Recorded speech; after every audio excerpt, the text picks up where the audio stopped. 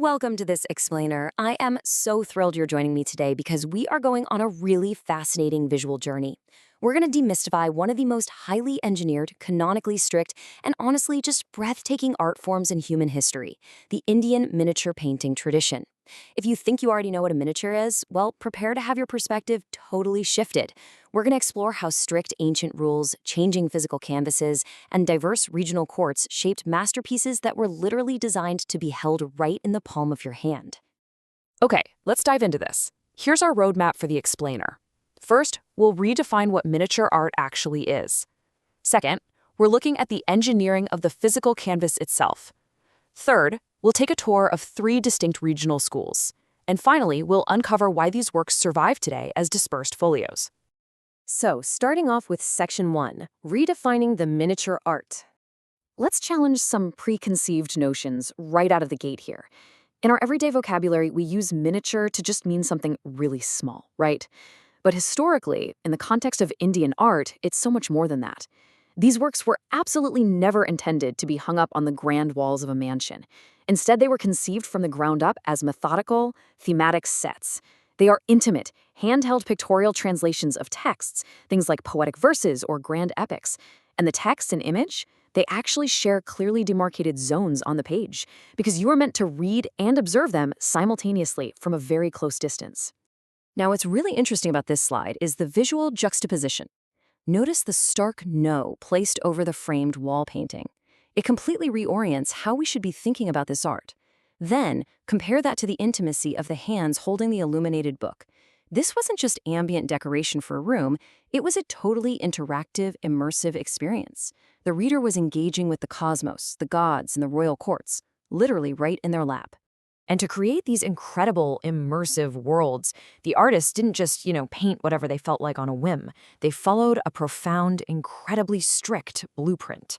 Back in the 5th century, a text known as the Vishnu Dharmatora Purana included a definitive chapter called the Chitra Sutra. This became the ultimate sourcebook. It laid down the Pratima Lakshana.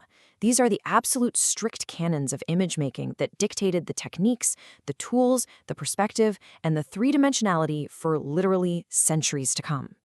You can actually see the anatomical breakdown of these rules right here. The 6 limbs of painting derived from those canons mapped directly onto the figure. Every single element was codified. You have Rupa data governing the overall looks and appearance, and Varnikabhanga for the mastery of the brush and colors. But notice specifically how Bhava, which controls expressions, and Pramana, which dictates the precise measurements and proportions, work together to lock the figure into the state of perfect divine structure. It's really a highly rigorous, almost mathematical approach to beauty. Which brings us to Section 2, engineering the physical canvas. Now that we've got the foundational theory down, let's look at the physical anatomy. How did they actually build these things? Well, they weren't bound books like we're used to today. They were stacks of loose, unbound pages, the folios, that were systematically ordered. To protect these super fragile artworks, they used potloose. These are protective wooden covers placed at the top and bottom of the stack. Notice the engineered central hole right there? A string would pass through that to fasten the loose pages securely together. After that, the whole thematic set would be wrapped in cloth for safekeeping in a library. But the materials didn't just stay the same. The canvas evolved dramatically. In the 11th century, the primary medium was the palm leaf. These were treated leaves etched with a sharp calligraphic device. And because they were so incredibly narrow, the space was highly restrictive. Elaborate painting was kind of stuck mostly on those wooden potless. But then, fast forward to the 14th century, and everything changes with the arrival of paper. Suddenly, you have wider margins, a brand new verticality, and dynamic, complex compositions. And this brilliantly illustrates that visual starkness. The horizontal, really tightly constrained 11th century palm leaf stands in total contrast to the 14th century paper manuscript. The paper one just bursts with new possibilities. Look at the compartmentalized storytelling, the cosmic diagrams, all the varied shapes. The shift to paper wasn't just a material change, it catalyzed a completely new era of visual storytelling. Let's keep moving. Section 3, 3 distinct regional schools.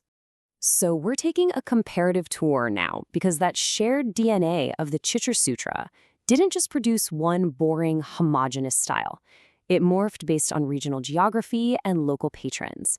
We'll start in eastern India between the 8th and 12th centuries with the Pala school. Produced in centers like Nalanda, this is basically the last great phase of Buddhist monastic art in India. They were primarily illustrating Vajrayana Buddhist deities right onto those narrow palm leaves. Aesthetically, the Pala style is all about this flowing, sinuous line and subdued color tones. It's essentially a miniaturization of classic mural styles.